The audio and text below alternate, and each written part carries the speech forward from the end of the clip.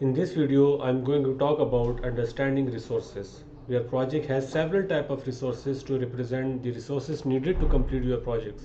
Depending on the type, resources can affect the project schedule, cost, or both. So let's click on View tab. Under View tab, under Resource View, we have Resource Sheet. In this example, we have different resources: project director, manager, acceptor, application architect, technical architect, quality assurance manager, and contracts manager. Next column is the type of a resource, where we have three type of resources in project: work resource, material resource, and cost resource. Work resource, this is the first resource. Work resources are resources that you assign by time, like people and equipment. How much time they are available, their work schedule are both factors in when such task can be scheduled. With work resources, when you define cost for those resources, that will represent the labor cost or equipment cost for your project.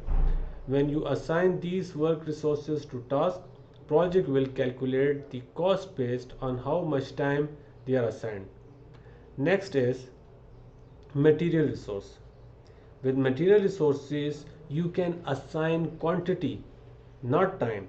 The cost will be based on the quantity. You define the cost in the resource sheet.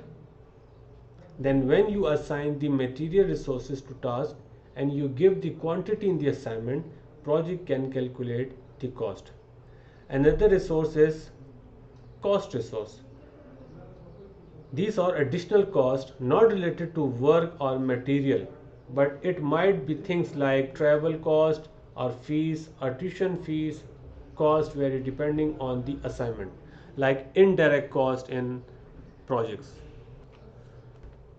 So let's start with work resource. By default always remember, when you जब भी आप कोई resource इसमें add करेंगे, like I want to add any resource like Taimur is my team member, Taimur Ahmed. So by default जब आप type column पे जाएंगे तो इसकी जो डिफ़ॉल्ट टाइप होगी वो वर्क रिसोर्स ही होगी. Work resource is normally used for human resource.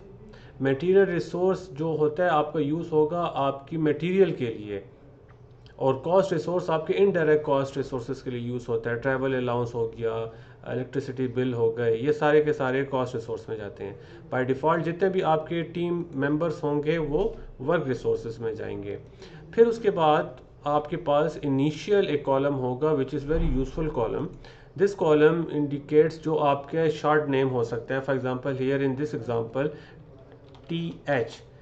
T H जो है मेरा यूज़ होगा prefix that is for Taimur Ahmed. Another column is a group column. ये कॉलम हम यूज़ करते हैं ग्रुपिंग के लिए. फॉर एग्जांपल ये प्रोग्रामर है तो मैं प्रोग्रामर इंटर कर देता हूँ. तो अब ये जो टाइप जितने भी मेरे पास प्रोग्रामर्स ऐड होंगे वो सारे के सारे मैं उनका ग्रुप जो है स्पेसिफाई करता जाऊँगा programme. Next column is availability of this resource. Either this resource is available for overall project work या कोई limited time के लिए ये resource आपको assign किया जाएगा. तो यहाँ पे उसकी अवेलेबिलिटी हम सेट कर देते हैं. और इस अवेलेबिलिटी का दूसरा ताल्लुक जो होता है आपके कैलेंडर के साथ होता है. अब फॉर एग्जांपल आपके ऑफिस में प्रोजेक्ट में दो शिफ्ट्स हैं. One shift starts at 8 o'clock in morning जो कि 4 o'clock तक जाती है. दूसरी शिफ्ट आपकी 4 to for example 10 o'clock in evening 10 PM तक जा रही है. तो उसके लिए हम यहाँ पे अपने कैलेंडर सेट कर लेते हैं. मैं आपको कैलेंडर के बारे में एक्सप्लेन कर चुका हूँ. कैलेंडर में यहाँ पे बाय डिफ़ॉल्ट इसका स्टैंडर्ड टाइप कैलेंडर होगा, लेकिन आप अपने लिए कैलेंडर क्रिएट भी कर सकते हैं. उसके लिए आप प्रोजेक्ट टैब में जाएंगे. प्रोजेक्ट टैब में जब आप जाएंगे तो यहाँ पे आप देखें आपके सामने चेंज वर्किंग टाइम लिखा हुआ है. चेंज वर्किंग टाइम पे जब आप क्लिक करेंगे तो आपके सामने एक फॉर्म ओपन हो जाता है, और ये मैं इन डिटेल आपको प्रीवियस वीडियोस में एक्सप्लेन कर चुका हूँ. अगर आप इवनिंग शिफ्ट का या अपने प्रोजेक्ट के रिक्वायरमेंट के लिए कोई न्यू कैलेंडर आप बनाना चाह रहे हैं तो for that purpose you will have to click on this create new calendar. When I'll click on this calendar, you will just need to make a copy of it. When it'll make a copy of it, for example, second shift. Second shift यहाँ पे आप देखें for calendar से create कर ली. अब Saturday off है, Sunday off है, these are working days, but you can make changes accordingly. So how you can, किस तरह आप चेंजेस करेंगे? यहाँ पे आप वर्कशीट पे क्लिक करेंगे, वर्क वीक्स पे, और डिटेल बटन पे आप जब क्लिक करेंगे तो आपके सामने ये सारे डेज इनेबल डिसेबल आप खुद कर सकते हैं। जो आपको इसमें टाइम नज़र आ रहा है आप इसका टाइम अकॉर्डिंगली चेंज करेंगे और ये मॉर्निंग और इवनिंग शिफ्ट आपकी बन जाएगी। जब आपका कोई दूसरा रिसोर्स आएगा, फॉर एग्जांपल शाह सऊद, तो ये भी वर्क रिसोर्स है, एस इसका मैं इनिशियल रख देता हूँ, और ये भी प्रोग्रामर है। फॉर इंस्टेंस अवेलेबिलिटी 100% है, तो यहाँ पे अगर वो कैलेंडर मैंने अब यहाँ पे क्रिएट किया हुआ है, तो जो नाइट शिफ्ट मेरे पास होगी यहाँ पे मैं नाइट शिफ्ट इसको दे दूँगा। अब होगा क्या कि जब मैं ये रिसोर्स किसी एक्टिविटी को असाइन करूँगा तो प्रोजेक्ट ऑटोमेटिकली सारी कैलकुलेशन करेगा based on this calendar and availability of this resource. So इस जितने भी हमारे ह्यूमन रिसोर्स होते हैं नॉर्मली उनको हम प्रोजेक्ट में बाय डिफ़ॉल्ट उसको वर्क रिसोर्स देते हैं, और जब भी आप प्रोजेक्ट में काम करेंगे तो ये सिमिलरली जितने रिसोर्सेस होंगे बाय डिफ़ॉल्ट उसको वर्क रिसोर्स ही लेगा। Another resource we have is material resource. Material resources represent tangible items consumed by a project. Material resources do not have a time component like work resources. So let's suppose यहाँ पे भी मैं एक resource add करता हूँ, for instance computer core i7। अब यहाँ पे जब मैंने रिसोर्स ऐड किया तो मैंने आपको बताया था बाय डिफ़ॉल्ट ये वर्क रिसोर्स लेता है। अब यहाँ पे चूंकि ये मटेरियल रिसोर्स ह्यूमन रिसोर्स नहीं है तो मैं इसको ड्रॉप डाउन पे क्लिक करूँगा और यहाँ पे मैं सेलेक्ट करूँगा मटेरियल रिसोर्स। जो मैं मटेरियल रिसोर्स सेलेक्ट करूँगा तो देखें इन कॉलम्स में कुछ आपके पास चेंजेस आपको नज़र आएंगी। फॉर इंस्टेंस जब मैं मटेरियल रिसोर्स पे क्लिक करता हूँ तो आपने देखा यहाँ पे अवेलेबिलिटी यहाँ पे बाय डिफ़ॉल्ट डिसेबल हो गई। उसका रीज़न ये होता है कि ये एक मटेरियल रिसोर्स है, जब मैं किसी आइटम के साथ इसको एसोसिएट करूंगा तो वहाँ पे प्रोजेक्ट चेक करेगा कि अगर ये मटेरियल रिसोर्स है तो वो आपसे पूछेगा कि कितनी क्वांटिटी में आप ये कंप्यूटर कोर i7 परचेज कर रहे हैं। तो फिर आपकी मैक्सिमम अवेलेबिलिटी का ताल्लुक नहीं रहता, क्वांटिटी के साथ उसका ताल्लुक हो जाता है। इसीलिए जब यहाँ पे मैंने कंप्यूटर कोर i7 रखा तो यहाँ पे ये जितने 100% आपको नज़र आ रहे हैं ये इसलिए नज़र आ रहे हैं क्योंकि ये वर्क रिसोर्सेज के साथ एसोसिएटेड थे, लेकिन मटेरियल रिसोर्स में यहाँ पे इसको डिसेबल कर देगा। Next is standard rate. Obviously जो इसका रेट होगा ये क्वांटिटी जिस प्राइस पे आपको पड़ेगा वो आप प्राइसेस पे डालेंगे। फिर आप देखें यहाँ पे एक और चीज़ ओवर रेट भी यहाँ पे डिसेबल हो गया है। ओवर रेट ज़ाहिर बात है, ओवर टाइम जब एक रिसोर्स ने अपने नॉर्मल टाइम में काम किया, for instance 8 to 4 o'clock work resources में उसका टाइम होता है, लेकिन जब मैं उसको ओवर टाइम दूंगा बाद में एक्स्ट्रा शिफ्ट में बुलाऊंगा तो उसके अलग आवर्स जो है वो सेट किए जाते हैं। तो यहाँ पे एक मटेरियल रिसोर्स में इसकी भी ज़रूरत नहीं है क्योंकि ओवर टाइम तो हम किसी मटेरियल रिसोर्स को दे नहीं सकते ना, वो तो एक सिंपल कंप्यूटर है तो 24/7 आपके ऑफिस में अवेलेबल रहेगा। फिर इसके बाद तीसरी शिफ्ट जो चीज़ डिसेबल होगी मटेरियल रिसोर्स में, वो रिसोर्सेज में आपके जो कैलेंडर्स हैं उसके साथ इसका कोई ताल्लुक नहीं होता क्योंकि ये वर्क रिसोर्स नहीं है, इसका घंटों के साथ ताल्लुक नहीं है। मटेरियल रिसोर्स जो है आपके पास अवेलेबल है, कोर i7 सिस्टम मेरे पास है, तो यहाँ पे आपका जो कैलेंडर है वो आपका ओवर रेट टाइम और आपके अवेलेबिलिटी ऑफ द रिसोर्स ये आपको नज़र नहीं आएंगे, डिसेबल हो जाएंगे क्योंकि इस रिसोर्स का ताल्लुक किसके साथ होगा? क्वांटिटी के साथ होगा, परचेज क्वांटिटी के साथ होगा। जब मैं किसी एक्टिविटी के साथ ये रिसोर्स असाइन करता हूँ तो वहाँ पे उसकी मैं एडिटिंग करता हूँ। फिर उसके बाद मैं इसको ग्रुप बिल्कुल ऐड कर सकता हूँ। मैं इसको रख देता हूँ कंप्यूटर अप्लायंसेस, और फिर इसके बाद ये इसका ग्रुप हो गया। इनिशियल में इसको सेट कर सकता हूँ, फॉर एग्जांपल इसका जो एब्रीवेशन होगी कोर i7। अब मैंने कोर i7 इसका नाम रख दिया, इनिशियल्स में मुझे यही नज़र आ रहा होगा। तो इस तरह के रिसोर्सेज को कहा जाता है material resource. Work resource normally हम ह्यूमन रिसोर्स के लिए यूज़ करते हैं। मटेरियल रिसोर्स हमारे कंप्यूटर, सर्वर्स, इक्विपमेंट्स, मल्टीमीडिया, इस तरह के जितने भी मटेरियल्स होंगे, डेस्क हो गया, जितने भी आपकी रिसोर्सेज हो गए, ये सारे के सारे मटेरियल रिसोर्सेज में आते हैं। और मटेरियल रिसोर्सेज जो होते हैं आपके एसोसिएट किए जाते हैं एक्टिविटीज़ के साथ। उन एक्टिविटीज़ में फिर इनकी हम क्वांटिटीज़ को सेट कर देते हैं। Project uses resource cost fields to calculate project cost. If you don't track cost, you don't have to fill in these fields. So let's go back to view tab and then click on resource sheet. In this resource sheet we have different work resources and material resource. यहाँ पे आप देखें, I have talked about enough about different columns of resource sheet. So यहाँ पे आप देखें आपके पास standard rate है. स्टैंडर्ड रेट में हमारे पास जो आप डेटा इंटर करेंगे वो पर hours, per month, per day, different parameters आप सेट कर सकते हैं. अब बाय डिफ़ॉल्ट आप देखें आपकी फॉर एग्जांपल यू से कि हमारी करेंसी तो रुपीस में है, यहाँ पे डॉलर आ रहा है, तो इसको कैसे रिमूव करूँ. For this purpose you will click on file tab and then click on options. जब आप ऑप्शंस पे क्लिक करेंगे तो then you have in display section आपके पास देखें currency options for this project. आप सिंपली करेंसी में जाएं और करेंसी में जाके इसको PKR कर दें. जब आप इसको PKR करेंगे तो फिर उसके बाद आप ओके करें. तो जब आपने PKR किया तो यहाँ पे आपके सिंपल करेंसी और प्लेसमेंट ₹1 आ गया, डेसिमल बाय 2. जब ओके आप करेंगे तो यहाँ पे डॉलर का जो सिंबल है वो रिमूव होकर रुपीस साइन के साथ आ जाएगा. अब आपके पास डिफरेंट रिसोर्सेज हैं like project director, project manager, acceptor, different.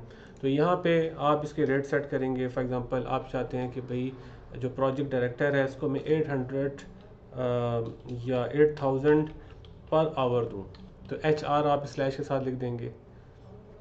इसको थोड़ा सा आप एक्सपेंड कर दें ताकि आपको ये नज़र आए. फिर उसके बाद आप चाहते हैं प्रोजेक्ट मैनेजर है 600 या 6000 पर आवर इसकी सैलरी है. एक्सेप्टर है डिफरेंट आपके पास इस तरह से है. क्वालिटी एश्योरेंस मैनेजर इसको मैं 2 लाख रुपीस पर मंथ दूंगा, तो /MON आपने लिख देना है.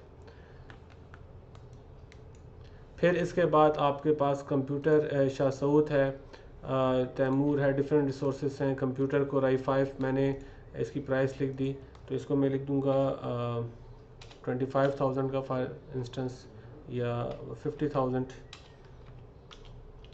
पर PC पर कंप्यूटर इसकी प्राइस हो गई. तो इस तरह से हम लोगों ने डिफरेंट जो हमारे पास रिसोर्सेज हैं उनके हम लोगों ने रेट्स यहाँ पे सेटअप कर दिए. अब आप जाएं इनको रिसोर्सेज को किसी एक्टिविटी के साथ लिंक करें, असाइन करें. So for this purpose you just need to click on this Gantt chart tab. जब गैंट चार्ट पे आप आ जाएंगे तो कोई भी आपकी एक्टिविटी होगी आप स्क्रॉल डाउन करें. For instance obtain resources, conduct team आपके पास डिफरेंट है. फॉर एग्जांपल में ऑब्टेन रिसोर्सेज कंडक्ट टीम, यहाँ पे आप जाते हैं नीचे. फॉर एग्जांपल मैं ऑब्टेन रिसोर्सेज पे जाता हूँ. इस एक्टिविटी को, ये एक्टिविटी मेरी है for example 6 days long. It will take 6 days to complete. 6D मैंने एंटर किया और एंटर की प्रेस कर दिया. बाय डिफ़ॉल्ट इसकी जो टाइप है वो ऑटो स्केड्यूल मोड पर है. अब इसको मैं रिसोर्सेज कैसे असाइन करूँगा. व्यू टैब पे आप जाएंगे, आपके पास यहाँ पे डिटेल स्प्लिट व्यू में आपके सामने डिटेल सेक्शन है. आप डिटेल सेक्शन पे क्लिक करें तो यहाँ पे आप देखें आपके सामने रिसोर्सेज नज़र आ रहे हैं. फॉर इंस्टेंस मैं इसको भी हटा देता हूँ, रिमूव कर देता हूँ. ठीक है. प्रोजेक्ट डायरेक्टर है, प्रोजेक्ट डायरेक्टर मैंने यहाँ पे सेलेक्ट किया. फॉर एग्जांपल मैं पहले प्रोजेक्ट मैनेजर लिख देता हूँ. फॉर इंस्टेंस यूनिट में 100% होगा, मतलब ये 100% अवेलेबल है. और जब मैं ये सेलेक्ट करूँगा तो 48 आवर्स टोटली कंज्यूम कर रहा है. इस एक्टिविटी के लिए मुझे 10 कंप्यूटर्स भी चाहिए. तो क्योंकि कोर i7 एक वर्क रिसोर्स नहीं है बल्कि मटेरियल रिसोर्स है, तो ये इसको ऑटोमेटिकली मल्टीप्लाई करेगा क्वांटिटी के अकॉर्डिंगली. तो मैंने यहाँ पे टाइप इंटर दी, 10 कंप्यूटर्स मुझे चाहिए. इंटर की आप प्रेस करें और यहाँ पे ओके बटन पे जब आप प्रेस करेंगे तो वर्क में आप देखें इसने ऑटोमेटिकली 10 कर दिया. अब इसकी प्राइस सिंपली 50,000 है. 50,000 इंटू 10 मल्टीप्लाई हो जाएगा. प्रोजेक्ट मैनेजर की पर आवर जो हमने सैलरी सेट की ये उसके साथ मल्टीप्लाई करेगा 48 आवर्स के साथ. अब यहाँ पे जब आप राइट क्लिक करेंगे, राइट क्लिक जब आप करेंगे तो कॉस्ट रिसोर्स पे आप जब आके क्लिक करेंगे तो यहाँ पे देखें core i7 we need 10 PCs computer of core i7. इसने उसको 10 के साथ मल्टीप्लाई किया. पर यूनिट प्राइस जो थी 50,000 थी, तो 50,000 के साथ इसने इसको मल्टीप्लाई कर दिया. सिमिलरली जो प्रोजेक्ट मैनेजर जो मैंने असाइन किया इसने पर आवर के अकॉर्डिंगली उसको मल्टीप्लाई कर दिया, तो ये उसकी टोटल प्राइस निकल आई. तो इस तरह से जब आप रिसोर्सेज डालते हैं, रिसोर्सेज के रेट सेट करते हैं, जब वो आप किसी एक्टिविटी के साथ असाइन करते हैं तो इसकी मल्टीप्लिकेशन ये आपके लिए ऑटोमेटिकली खुद ही कर लेता है। So let's talk about cost resource. As I talk about, we have work resource, material resource and cost resource. Cost resource में जाने के लिए आपको same you need to click on resource usage, sorry, that is resource sheet. जब आप resource sheet पे जाएंगे तो यहाँ पे आप different material resources, work resource मैंने explain कर दिए, आप cost resource यहाँ पे add कर सकते हैं। अब cost resources क्या होते हैं? The cost resources type is perfect for cost that are not based on time or quantity like airfare और कंस्ट्रक्शन परमिट। तो ये रिसोर्स ऐड करने के लिए हमें क्या करना होगा, आप यहाँ पे लिखते हैं परमिट, आप यहाँ पे जाएंगे टाइप में कॉस्ट होगा, यहाँ पे आप सेलेक्ट कर लें कॉस्ट रिसोर्स। कॉस्ट रिसोर्स में याद रखिएगा सिर्फ दो कॉलम आपके सामने इनेबल हो जाएंगे, एक इनिशियल और दूसरा एक्यूरेट। सिर्फ ये कॉलम आपका सेट हो जाएगा, इसको आप सेलेक्ट करके स्टार्ट पे ले जाए। फिर ये असाइन करने के लिए हमें क्या करना होगा, आप जाएंगे दोबारा गैंट चार्ट पे। गैंट चार्ट पे आपने कोई भी आपका रिसोर्स है, आपने रिसोर्स पे क्लिक कर लिया। फॉर एग्जांपल आपको यहाँ पे इस आइडेंटिफाई गोल्स को असाइन करना है, ये टास्क एक्टिविटी। तो यहाँ पे आपको जाने के लिए क्या करना होगा, आप व्यू टैब पे क्लिक करेंगे। व्यू टैब में आपके पास डिटेल सेक्शन होगा।